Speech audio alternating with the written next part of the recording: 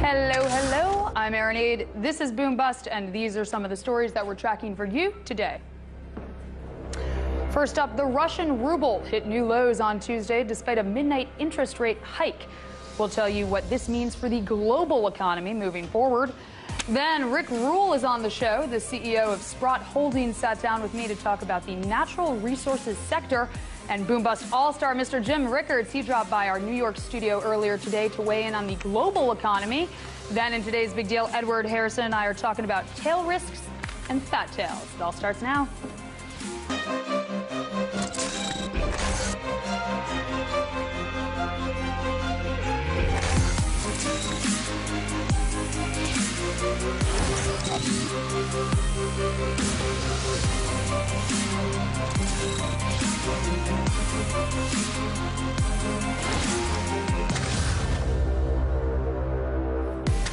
Our lead story today, Russia. Now, the ruble plummeted Tuesday, sinking at one point to be on 80 to the dollar and losing as much as 19% after a surprise interest rate hike failed to stem the run on the Russian currency. Shortly after midnight Monday, the Russian central bank raised interest rates from 10.5% to 17%. However, that didn't stop the free fall. The ruble has plummeted more than 50% this year, even after the central bank spent more than $80 billion on intervention. Currency interventions have also been draining the nation's foreign reserves, while the cost of a depreciating ruble is steep, with inflation hovering at three-year highs. Early Tuesday, the ruble fell the most in a single day since the country defaulted and devalued its currency back in 1998. 10-year ruble bond yields jumped over 3 percentage points, while the annual cost of insuring against a debt default climbed over 5%. The question now becomes capital controls. Guards against Russian citizens and businesses withdrawing money from the banks are looking more and more likely as the central bank is running out of options to stem the tide of fleeing money. The 49% drop in oil over the past 6 months precipitated the ruble's fall, which undermines the stability of the economy. An economy which was already wavering under international sanctions. As of Tuesday, oil retreated 3.3% to just over $59 a barrel. Oil accounts for roughly 50% of Russia's revenue, along with natural gas. And Monday, Russia's central bank said that its GDP may shrink to 4.7% next year if oil averages under $60 a barrel. So, as of now, there are no signs of Russians lining up at banks to pull their ruble deposits out and buy dollars, at least not yet. However, it's being reported that demand for foreign currencies at some retail banks has increased by 3 or 4 times the daily averages. I mean, whatever happens next, we'll be watching, that's for sure.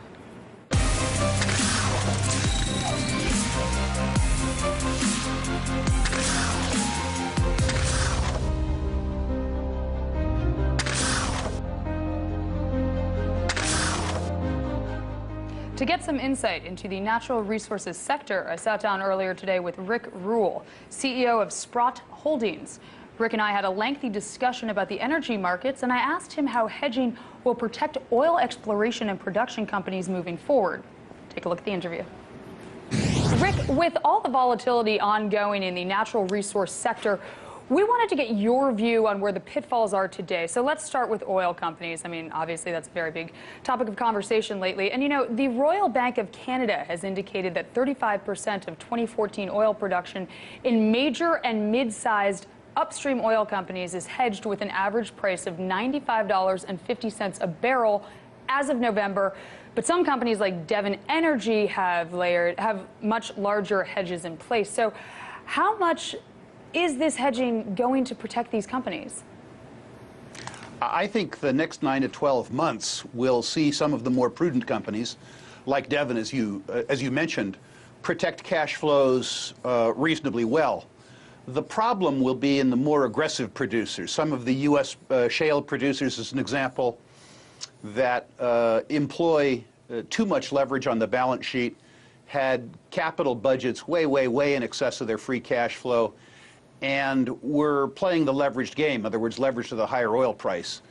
I think the results are going to be very mixed. Investors are going to have to look for at least another quarter in terms of the operating statements of the oil companies to see how much of the cash flow came from financial operations, i.e. hedging, and what sort of margin there is for these producers at $60 or $65 oil. It's going to be a very interesting quarter, to say the least. And what about 2015? I'm hearing only 14 or 15% of production is hedged, and that means producers are going to be making a lot less money, no?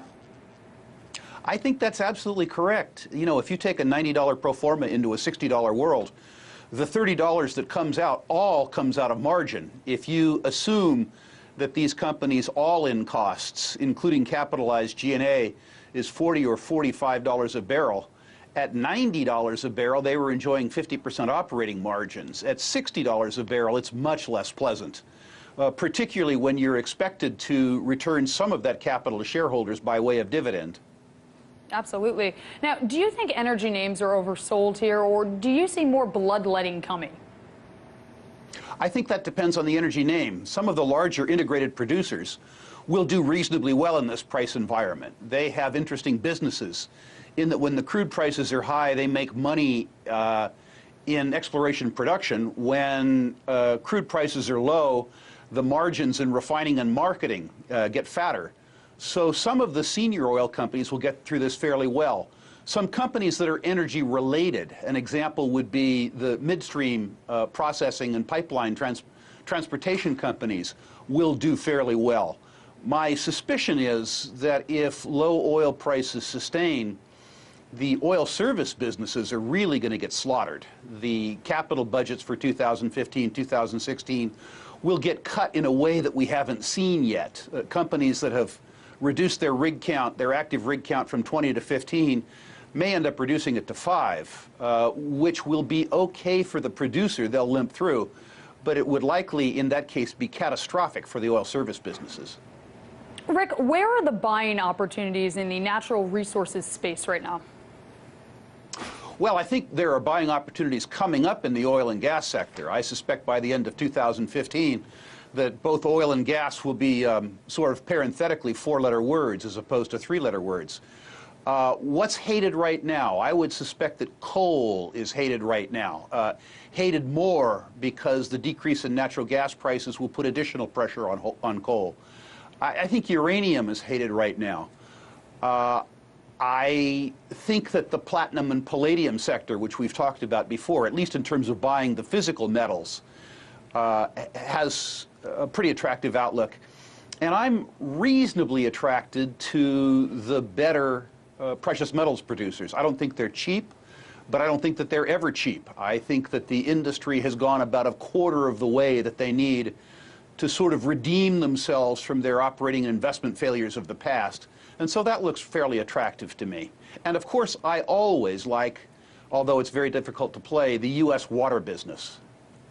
Interesting. Now, Russia, Rick, it's very levered to oil, and international energy companies like Gazprom and Lukoil are trading at a price of 2 times earnings.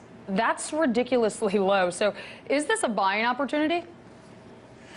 I'm embarrassed to say I don't have the courage to buy either Gazprom or Lukoil for my clients, but I've bought them both personally. Russia is hated, oil and gas is hated. The ability for the Russian oil and gas industry, if it were allowed to by the state to reform itself and become more efficient, is very large. So the upside running room, assuming that politics doesn't get in the way, and of course that's a difficult assumption for Russia, provides so much upside that I personally, as a speculator, couldn't resist the opportunity. As I say, I haven't had the courage to do that for client accounts because I'd rather risk my own cash as opposed to my reputation. But a contrarian speculator has to look at the energy sector and has to look at Russia and has to say, every part of my training tells me that this is one of the most hated sectors in the world, and thus it probably has to be owned. Well, I know if your PA is in it, something worth looking at, that's for sure. Now, you know, when I tune into financial TV, I hear everyone acting like the ruble's fall weakens Putin's hand significantly. So do you believe that that is the case? I do. I believe that the Russian economy, with the exception of the energy sector, is an absolute basket case. I think that a falling ruble would give a Russian manufacturing sector, if one really existed, an interesting leg up, but I struggle to find a global industry other than energy that Russia is competitive in, with the exception of low-end weapon sales, where they're beginning to run into competition from other places like India. So it's difficult for me to see how a lower ruble can do anything other than hurt Mr. Putin's foreign policy aspirations. And what about Canada? You know, ostensibly the country is levered to natural resources, and that's going to be a problem for the economy and for the currency. So how are you looking at Canada in terms of the natural resources sector? Well, I agree with you completely. I think the current fiscal stability of Canada is due to two very fortuitous circumstances. One, the fact that the country, pardon me, was borderline insolvent in the early part of the 1990s.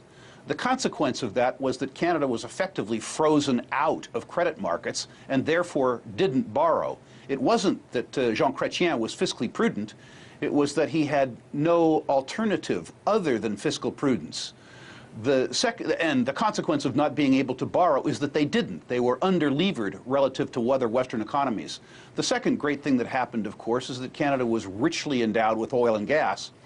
And the ability of the state to receive 25% of the economics from the energy business by way of the social take, royalty and tax, has done a wonderful thing for Canada. Unfortunately, Canada, as a consequence of strong energy prices, has been able to return to credit markets, and they have done so with some gusto, at the same time that the energy price has fallen. So I think on a political level, Canada is going to have an interesting time adjusting to their new fiscal reality. So cheeky, that Rick. That was Rick Rule, CEO of Sprott Holdings. Time now for a very quick break, but stick around because when we return, Jim Rickards will be on the show. Jim dropped by our New York studio earlier today to talk to us about what he sees in the global economy right now. Then in today's Big Deal, Edward Harrison and I are discussing tail risks and crises. And remember, you can see all segments featured in today's show on YouTube at youtube.com/boombustrt and on Hulu at hulu.com/boom-bust. Now, as we go to break, here are a look at some of your closing numbers of the bell. Come on back with us.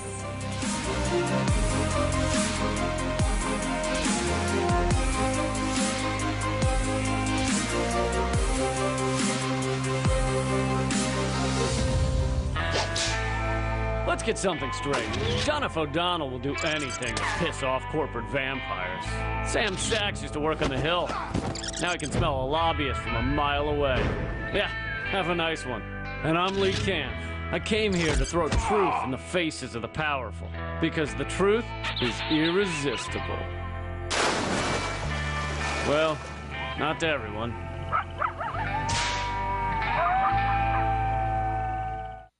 I don't prejudge anything. I listen to you every morning. Hello, this is Larry King. I wouldn't lie to you. Oh, I wanted to do this when I was 6 years old. I will always be grateful to you, Larry. It was in my blood from the start. I don't have an agenda. And you allowed me to come on your show and clear my name up. Being interviewed by you is like taking a ride in the passenger seat with Richard Petty. I didn't have a lot of people I could talk to. You let me sit down with you and talk. I'll just ask questions.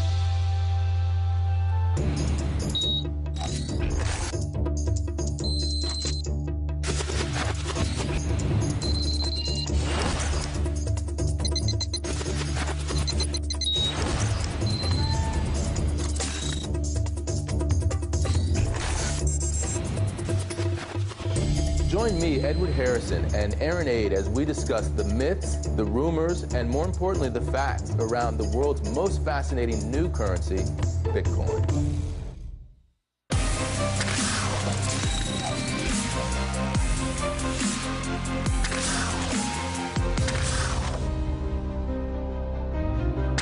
Welcome back to the show. Up now is my interview with Boom Bust favorite, one of my very favorites, Mr. Jim Rickards. Now, Jim is the chief global strategist at West Shore Funds and author of the best-selling book, The Death of Money.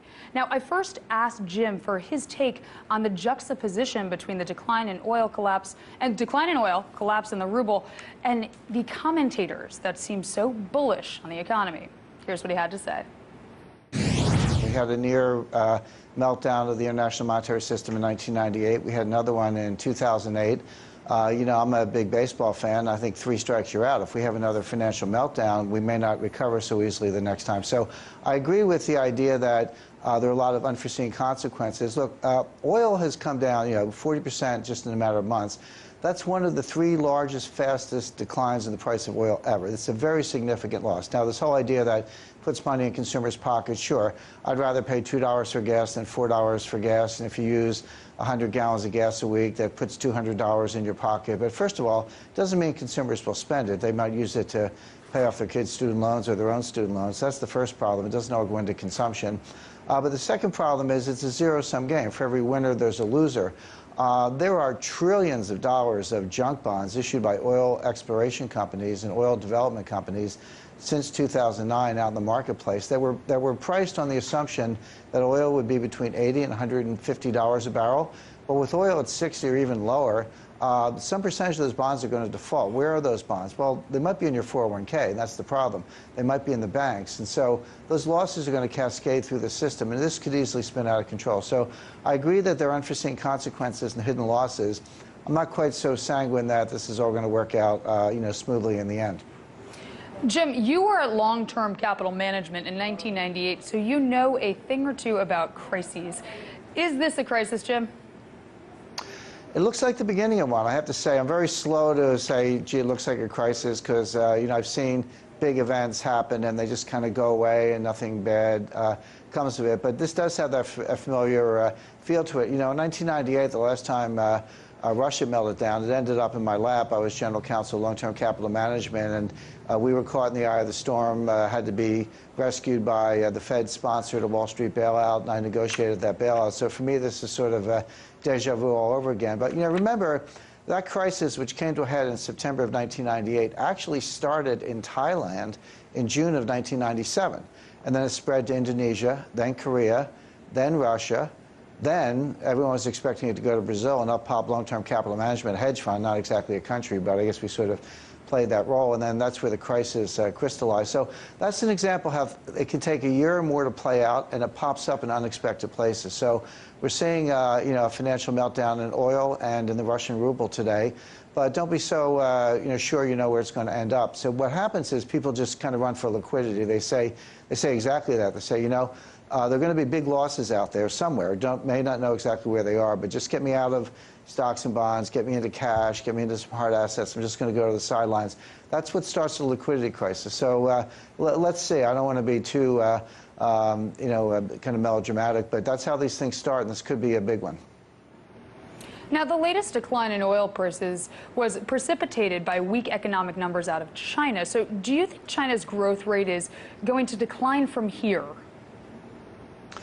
Well, I think China's growth rate is going to decline for a lot of reasons, sort of cause and effect. The oil is a little more to it. You have China slowing down. Oil is, supply and demand is economics 101. So demand is declining to a great extent from China because China is slowing down, but also Japan and elsewhere around the world, Europe, et cetera.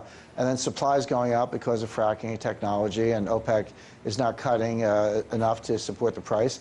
Less demand, more supply, you're going to get a lower price. So that much is fairly straightforward, although, there's always a little something going on behind the scenes in terms of the geopolitics. Does Saudi Arabia want to hurt Iran because of their nuclear program? Does Saudi Arabia want to hurt Russia because of their support for Assad in Syria? I mean, there's things going on behind the curtain. But getting back to China, their growth is slowing down anyway. First of all, their numbers are overstated. I don't mean they completely make them up. I just mean that so much of Chinese GDP is investment that's being wasted. Not all of it, but a significant percentage of it, maybe half. And so if you adjust Chinese GDP for the portion of investment that is just sort of flushed down the sewers, their actual growth is more like 4.5%, and it may slow down from there. So look, China's slowing down. Japan hit the wall this year. I mean, they're in desperate trouble. Europe is in recession. I think the U.S. could be very close to recession. That's why I don't expect the Fed to raise interest rates in 2015. The whole world's slowing down. So you see it in oil, you see it in Russia, you see it in a lot of places. Jim, where specifically is the risk in financial markets right now? Well, it's hard to, it's all over the place, actually. Let me just give you a concrete example. So we see the Russian ruble, collapsing, and I saw a headline today saying Russian ruble's in trouble. Well, a currency can't be in trouble. A currency is just a currency, right? The currency is not a stock, it's not a bond, it's not a borrower, it's just a currency. So where is the problem? Well, if you look at the Russian government, they don't have that much external dollar-denominated debt, and they have enough reserves to more than cover their external debt. So the government's not in trouble. Now, corporations, sure, some of them have dollar-denominated debt, but a lot of them earn dollars. So, a company like Rosneft, they may have borrowed in dollars, but they sell oil and they get paid in dollars, so they may be okay also. So the real loser is, if there's a Russian company, for example, that borrowed in dollars but makes money in rubles because they sell, maybe a large auto dealer in Moscow, they got to borrow dollars to buy their inventory and they sell for rubles in Russia. Those types of companies could be in trouble. But where are the bonds? Those bonds are in European banks and U.S. 401ks. So, there's some Americans kind of rooting for all this Russian distress. And I think geopolitically, the White House is trying to, in effect, use financial warfare to attack Russia because of actions in the Ukraine. But be careful what you wish for, because if there's Russian dollars-denominated corporate debt, it could be in U.S. 401ks. So this is a good example of the interconnectedness of the world today. So I guess my advice to investors would be, kind of look in your 401k, see what's there, and also be ready for unintended consequences and be careful what you wish for. Jim, why did the rate hike in Russia fail to stem the tide? Well, the currency is still convertible for the time being. The Russian, one of the central bank officials said Russia has no intention to put on currency controls. That remains to be seen. I mean, they may have to, although I actually don't think they will, at least in the short run. But we kind of watch that. It's basically kind of a run on the bank, and people with rubles want to get dollars because they think it's going down more. So it feeds on itself to some extent. Now, the whole idea of the rate hike increase, the rate increase, is to say, well, no, leave your money in rubles, we'll pay you a lot of money. We'll see how it plays out. They may have to raise it again. Look, 17% interest rates in Russia. In 1998, the rates were 100%.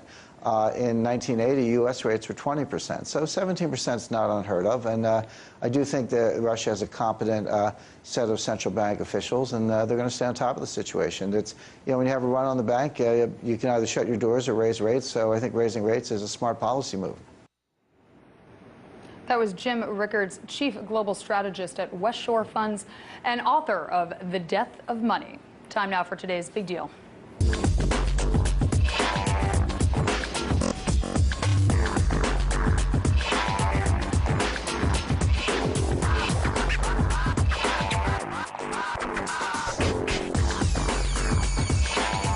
Big deal time with the wonderful Edward Harrison back in action. We're happy to have you here, Ed, especially ahead of our Bitcoin show on Wednesday. Now, we're discussing more than 3 standard deviation points north or south of the mean, also known as tail risk. Little nerd joke in there. I hope you all like it out there. Anyway, Ed, you've been writing a lot about tail risk recently. So, first question, fat tails. What exactly are fat tails? And how do they really relate into all of this? Because that's a big part of tail risk. Right. Yeah, so basically, when you look at the way that things are distributed in any marketplace, a lot of times people use what's called a Gaussian or a bell curve to represent it. But what we've seen in markets is that they're actually fat tails. That means that more of the points of the distribution are in the tails, the extreme events, either on the downside or the good side. And so what we've seen also is that that's very much related to phenomena in the natural world. A thing called fractals. A guy by the name of Benoit Mandelbrot wrote this book about fractals. and had a theory based upon that. And in that theory, basically in natural phenomena, you'll see like a coastline or you might see a snowflake. And those things are actually scale invariant. Those are things that if you look at it at any scale, they actually look identical, exactly the same. And those things are formed as a result of power laws, which basically means that the scale invariance is causing, something to be related to something else by a power, an exponential power. And so what this does is when you go into the markets at the extreme tail events, they're actually governed by power laws. That means that things that happen are related not in a sort of a bell curve kind of way, but actually in terms of things moving up in an exponential fashion. So that's why we see these exponential moves as things start to collapse. Like you just see the curve going exponential. That's the power law in play, and that's why you have fat tails. That's really interesting, and thank you for explaining it in such a concise and kind of digestible way. If you think about snowflakes or shorelines, if you, on a scale, it's all going to be the same, it makes it digestible. So well done. Well done, Professor Harrison.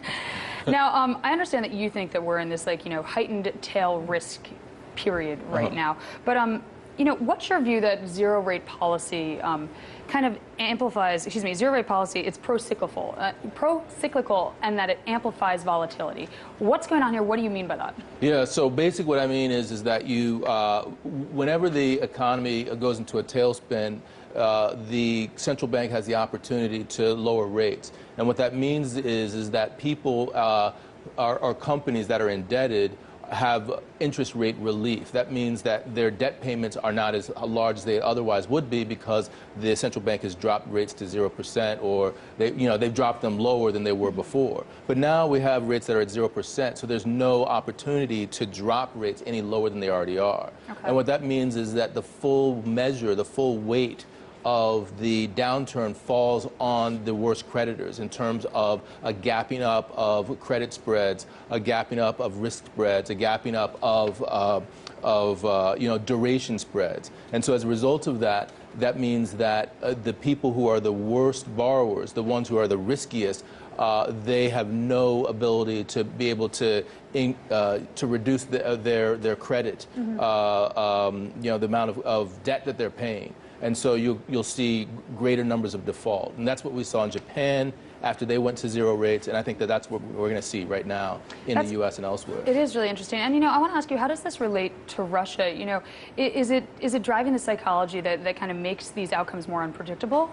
Yeah, so I think that, when we get into the fat tails scenario, what we're seeing basically is that all of the stuff that we're being told about the capital asset pricing model, about efficient market hypothesis, where there's no relationship between a former price and the new price, is all false. That there is a psychological element to that, and the closer you get to the extreme market events, the more those elements take over. And so we're in a completely psychology-driven area where anything could happen, and all of the prices are very much related to the previous prices. All the volatility is related to the previous volatility. And that's where the power laws take off, and that's why we're seeing such great volatility in oil and in Russia, and we'll continue to see that. Fascinating. Now, I have some more questions, and I hope that we can talk about this again. I'm sure that we will, because I was schooled, and I hope all you were too out there. And thank you so much. That's all for now. But don't forget, we have our special Bitcoin special coming up tomorrow, Wednesday, December 17th. And you can send us any questions that you'd like answered using the hashtag BitcoinRT. And you can also drop us a line on Facebook. From all of us here at Boom Buzz, thank you for watching. See you tomorrow. Ciao.